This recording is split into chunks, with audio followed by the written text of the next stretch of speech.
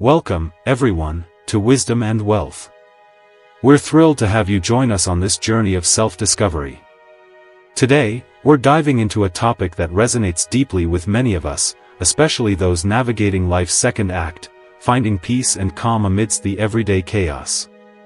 We know life, especially after 40, can feel like a constant barrage of information and distractions, pulling us in countless directions. But don't worry, we'll learn how to navigate it together.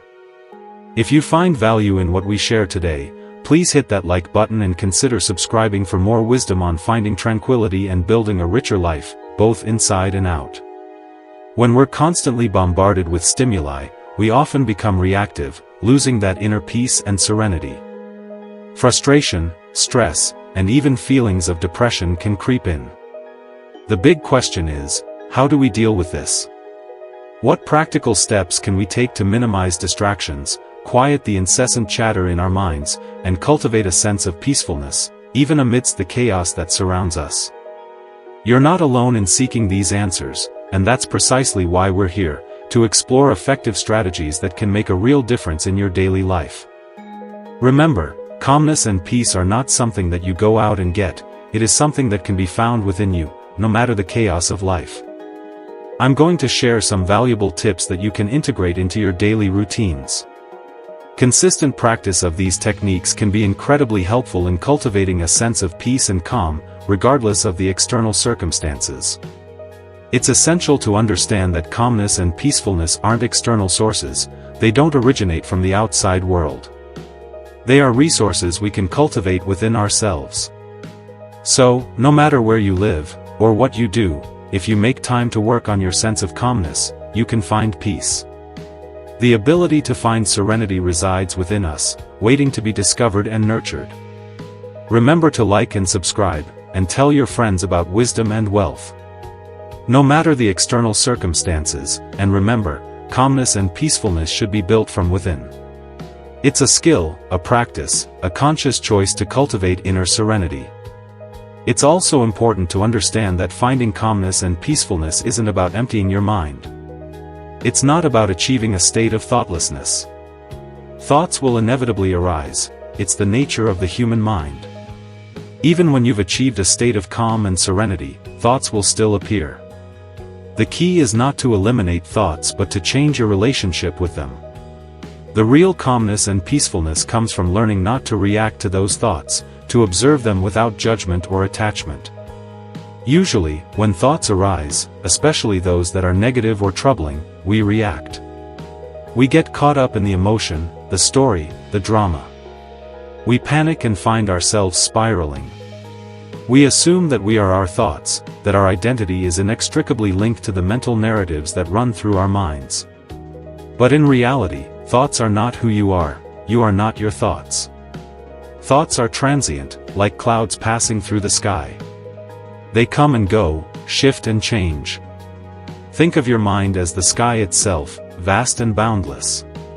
Clouds drift across it, sometimes thick and dark, sometimes light and airy. Sometimes the sky is clear and bright, other times it's filled with storm clouds. You are the sky, the space in which these clouds appear. You are not the clouds themselves. There's a natural distance between the sky and the clouds, but we often conflate the two. We identify with the clouds, believing that our moods and emotions define us. But it's the clouds that are bringing the rain.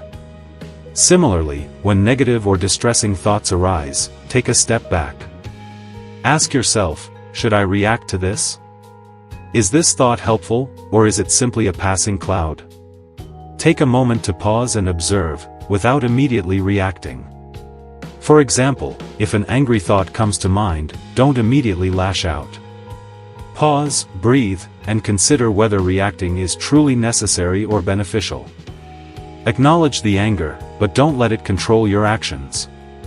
Remember, you have the power to choose your response. It's okay to have these thoughts, but choosing not to react to them is a crucial step towards cultivating peace. Now, let's discuss some practical exercises you can incorporate into your daily life to foster peacefulness and calm. One effective technique is to intentionally slow down your body movements for a period each day. Perhaps when you're working alone, walking, writing, or studying. Consciously try to maintain slow, deliberate movements. Why is this important? Because the body and mind are deeply interconnected. When our thoughts are panicked or agitated, our bodies tend to reflect that state. Conversely, when we calm our bodies and slow our movements, it can help to slow down the thought process as well. This allows you the space to observe your thoughts with greater clarity and detachment. Then you can take your time and think about what comes to your mind. And if you're new here, remember to like and subscribe, and tell your friends about wisdom and wealth. Another powerful practice, taught by the Buddha, is breathing meditation. Breathing meditation helps reduce the overwhelming flood of thoughts by focusing on just two things, the in-breath and the out-breath. In this meditation, we consciously focus on becoming aware of each breath as it enters and leaves our bodies. It's a way of simplifying and condensing our mental activity.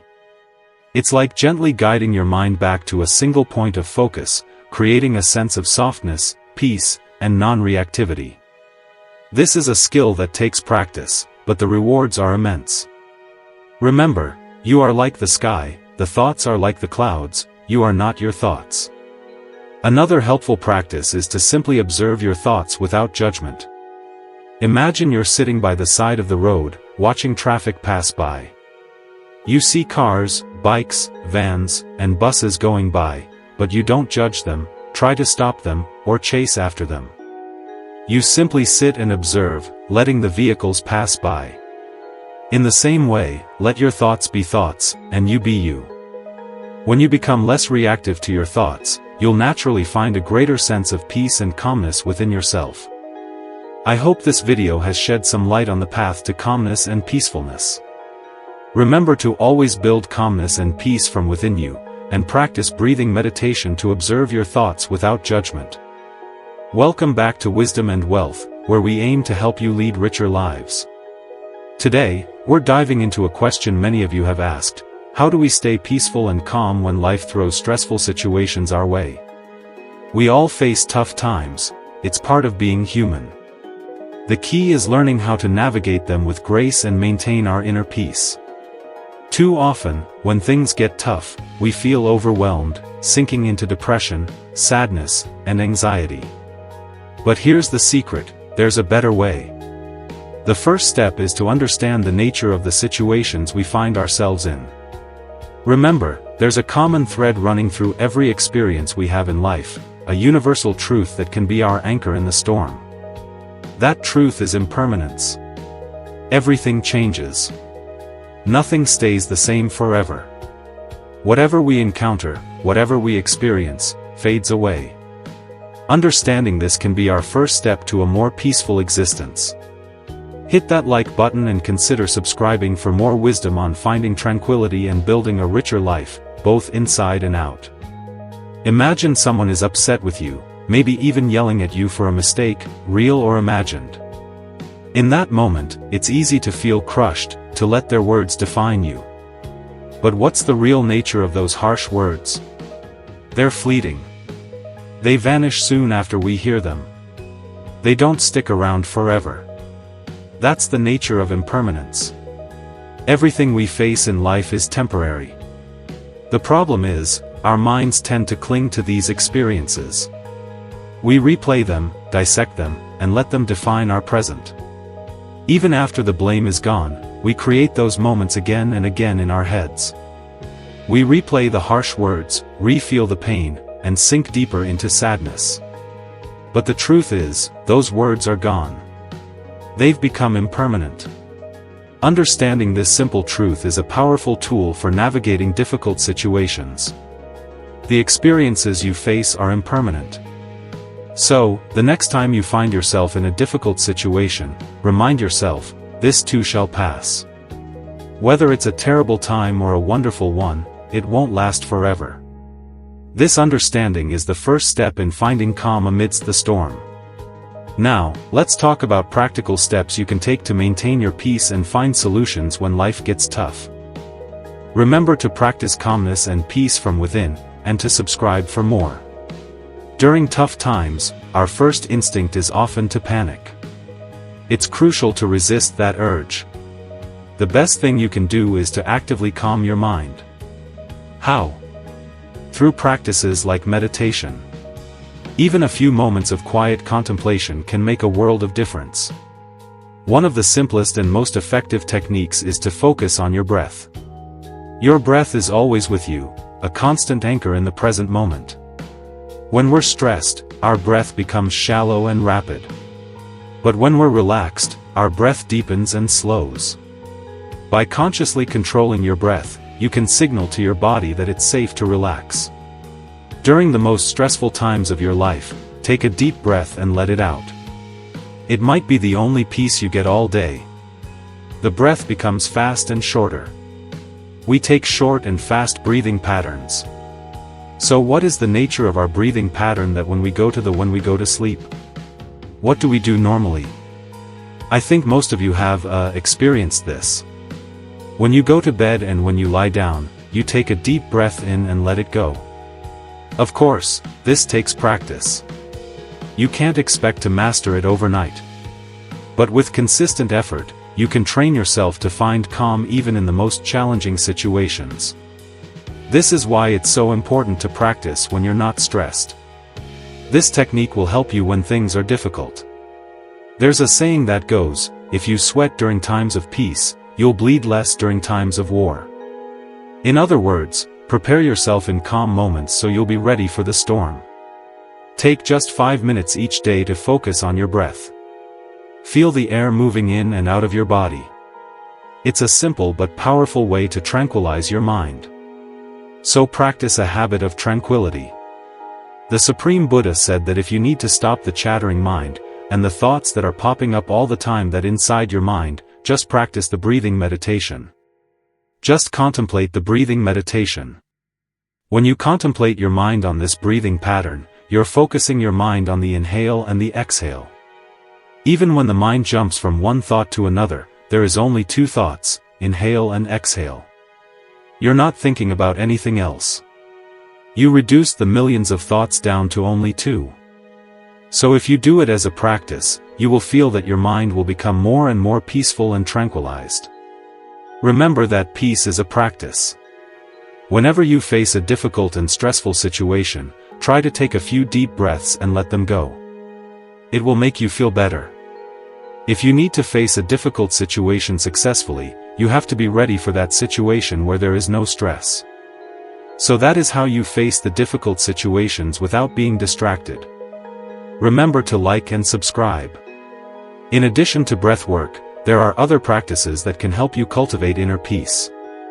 One of the most powerful is practicing love, kindness, and, especially, forgiveness.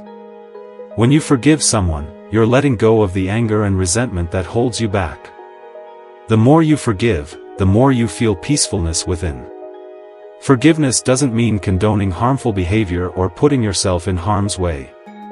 It means releasing the burden of anger and choosing to move forward with compassion. Kindness and forgiveness starts within your heart and will always help you. You are a loving, kind and forgiving being. The world is impermanent. All of our experiences are impermanent. Now here's a quick story. When I was a kid, one of my teachers asked me in the class, "Do you know why we have 2 ears and 1 mouth?"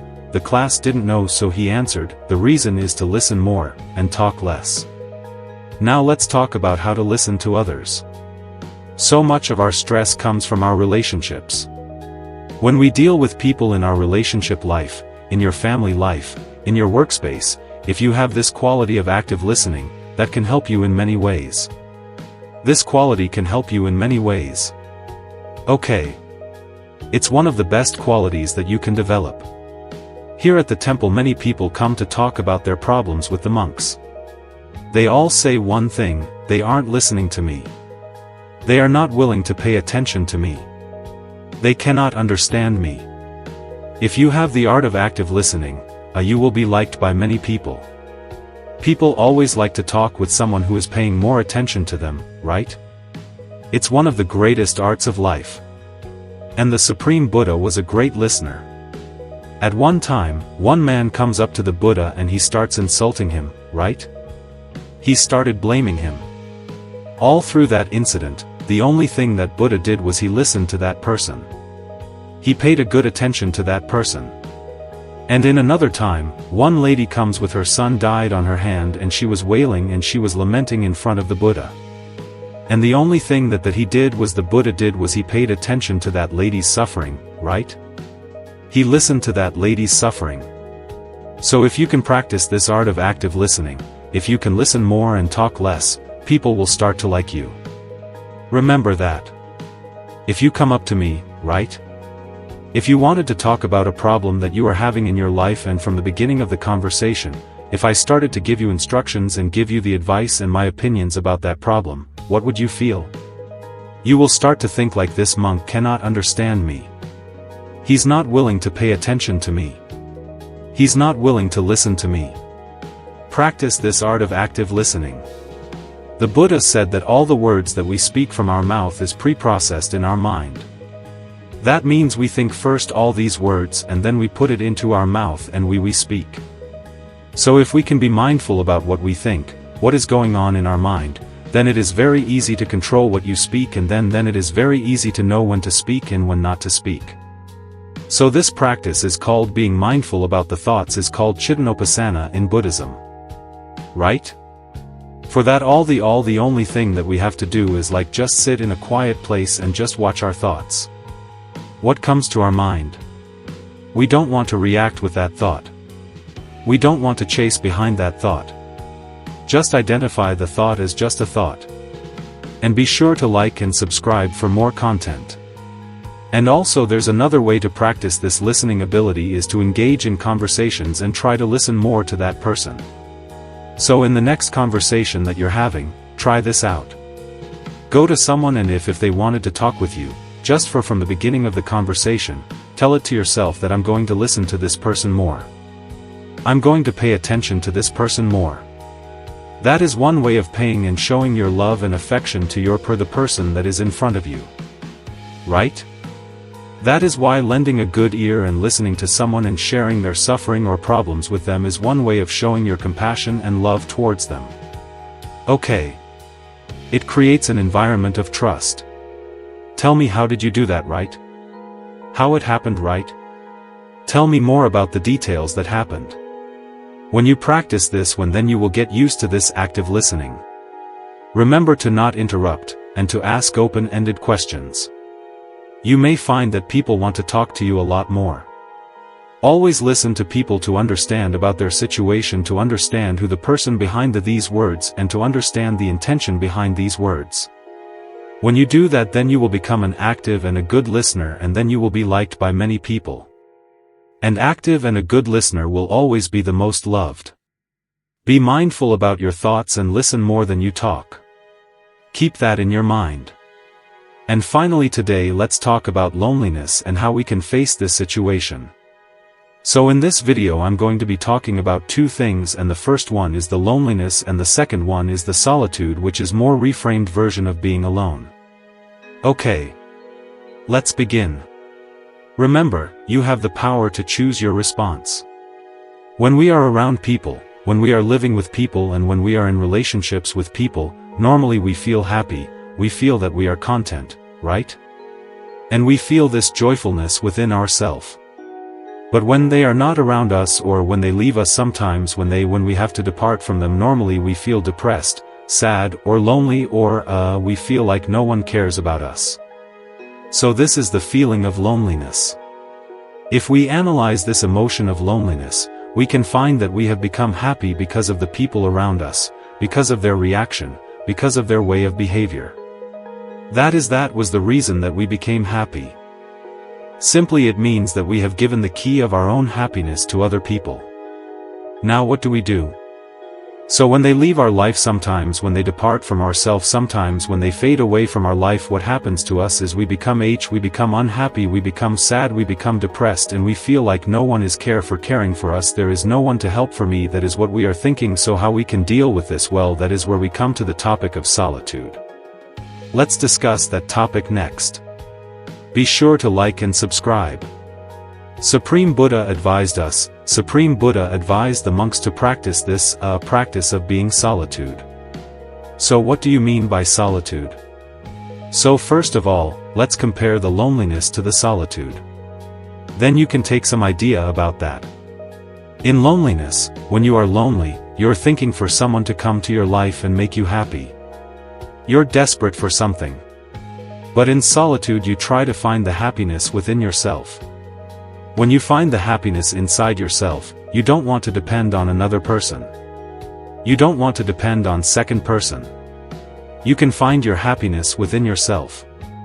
And that is what the practice of solitude gives us. Use this to your advantage. So when you are being solitude or simply when you are being alone, now the other people talk about this like the loneliness and being alone is two different things, right? So when you're being alone or when you're being in solitude, you're happy. You're not finding the happiness from these outer sources. It's a very powerful thing. Buddha teaches us to look at this loneliness not as something to be sad, not as something negative. Buddha teaches us to look at this loneliness something that is beneficial for you, something that is positive. Turn your loneliness into your solitude. Turn your sadness into your strength. Whenever you are being alone, you have more time for yourself, right? You have a bigger freedom for yourself. You can think about yourself. You can reflect more about yourself, and you can practice meditations, or you can think about your health and do some practices about that. You can do some self-development techniques so you can improve yourself. It gives you room to grow. When you use that time, when you use that loneliness for good things, then you become more positive about that. Then you will never feel these sad or depressing states.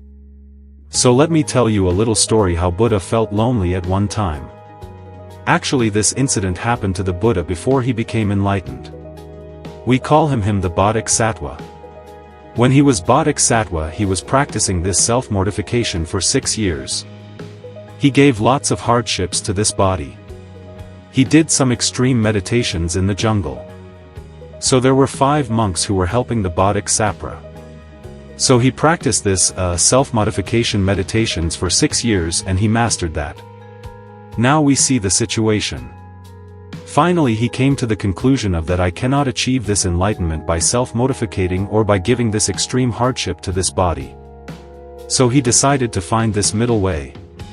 So what he did was, first of all, he took his bowl and he went to the village and he got some foods to eat, because he thought that to do the meditations I need to have this physical energy. But the people didn't agree. But those 5 monks who were helping to the Bodhisattva, who were expecting the enlightenment from the Bodhisattva through this self-modification, was so confused because they saw that the Bodhisattva is having these foods. Then those 5 monks thought like, now he's not going to achieve this enlightenment. They never believed on the Bodhisattva. So what they did was they left the Bodhisattva. Now our Bodhisattva was all alone in the middle of the jungle. There was no one to help him. There was no one to care about him. No one knew about him. He was all alone. This was the moment of truth. But he didn't think about that loneliness as something depressed or something negative. So he thought, now I have more time for myself. I can do my meditations freely. There was no one to think about me. So I must use this time for my self-development. That is what Bodhisattva thought. He turned his curse into a blessing. If you are feeling lonely, if you are having some kind of a loneliness situations in your life, use that time, use that valuable time to create a better life for yourself, because you have more time. You can do meditations. You can stick into a daily routine of the self-development. You can do meditations. You can do workouts. You can walk for some time and you can be with this nature. Read a book or learn something new. Practice meditations. Do exercises. These things can be done when you are all alone. So rather than feeling depressed about the situations that you are in, why can't we become more happy about the time that they are spending alone? Right? So practice this. So if people comes to your life, let them come. If people walks away from your life, let them walk away. But you have to be by yourself. You have to think about yourself. That is what you have to think, and that is what you have to do in this valuable time. That is what to think. And don't forget to subscribe and share this video. So I think you got some idea about the loneliness and being in the solitude. So practice the solitude and make your life more better. I think you have some idea about the loneliness and being in the solitude. So practice the solitude and make your life more better. So practice the solitude and make your life more better. Hi. We sincerely hope these insights resonated with you. Remember, building wisdom and wealth is a journey, not a destination. It's about cultivating inner peace, strengthening your relationships, and making the most of every moment, whether in solitude or surrounded by loved ones. Thank you for joining us on Wisdom and Wealth. Until next time, stay wise, stay wealthy, and keep striving for a life of purpose and fulfillment. Be sure to leave a like and subscribe.